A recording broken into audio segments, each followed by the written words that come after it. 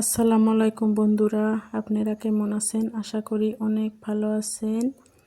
MS কুকিংয়ে আজকে আরও একটা রেসিপি নিয়ে আসলাম। আপনারা দেখতে থাকেন। ডিমা ভুনা করব কিভাবে, ঘরোয়াভাবে ডিমা ভুনা করব। দেখেন ডিমাগুলো নিমক দিয়ে সেদ্ধ করে নিলাম, নিয়ে এবার দেখেন পেঁয়াজ কুচি, লঙ্কা কুচি করে নিছি, ডিম নিয়ে নিছি। এগুলা কিভাবে বানায় আপনারা এই ভিডিওতে দেখতে পাবেন।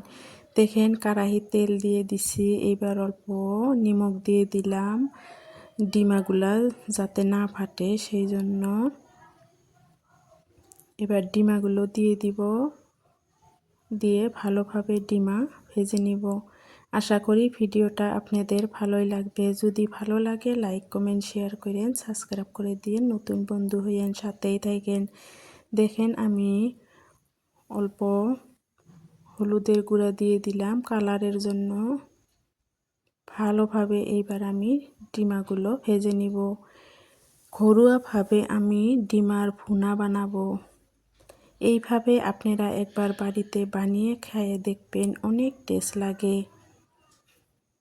ডিমা ভাজাটা আমার হয়ে গেল। এবার কড়াইতে আরও তেল দিয়ে দিলাম। তেল গরম হওয়ার পরে আমি জিরা দিয়ে দিলাম। এইবার পেঁয়াজ কুচি আর কাঁচা লঙ্কা কুচি দিয়ে দিলাম। দিয়ে আমি এবার ভালোভাবে এগুলা ভেজে নিব।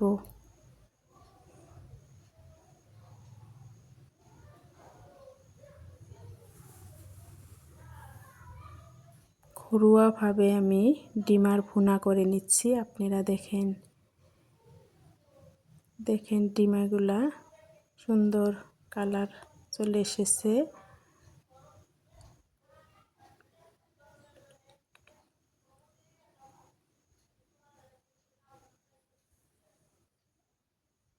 পেঁয়াজগুলো আমি ভালোভাবে ভেজে নিচ্ছি। দেখেন এবার আমি একে একে সব মশলাগুলো দিয়ে দিব। গুঁড়া মশলা দেখেন পরিমাণ মতো লবণ দিয়ে দিলাম, পরিমাণ মতো হলুদের গুঁড়া দিয়ে দিলাম, অল্প ঝালের জন্য আমি দেখেন লঙ্কা গুঁড়ো দিয়ে দিলাম, শুকনো লঙ্কা গুঁড়ো। এবার এগুলো আমি ভালোভাবে ভেজে নিব। এই পেঁয়াজ ভাজাটা দিয়ে এক থালা ভাত খাওয়া যায়।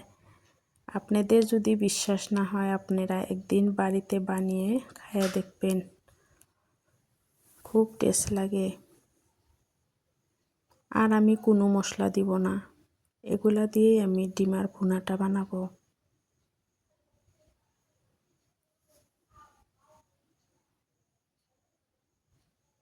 দেখেন আমার সুন্দরভাবে এগুলা ভাজা হয়ে গেছে। এবার আমি ডিমা দিয়ে দিব।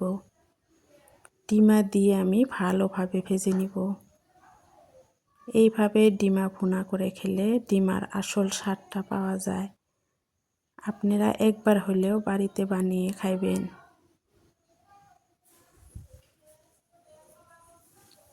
দেখেন কত সুন্দর কালার চলে এসেছে, দেখলেই মনে হচ্ছে অনেক টেস্ট হবে।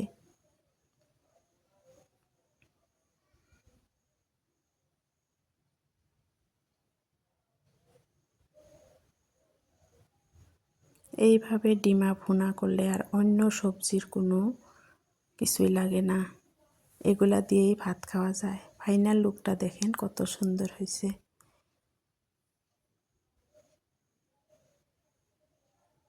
কত লোভনীয় একটা রেসিপি হয়ে গেল। আপনারা ভালো থাকবেন, সুস্থ থাকবেন। আল্লাহ হাফেজ। আসসালামু আলাইকুম।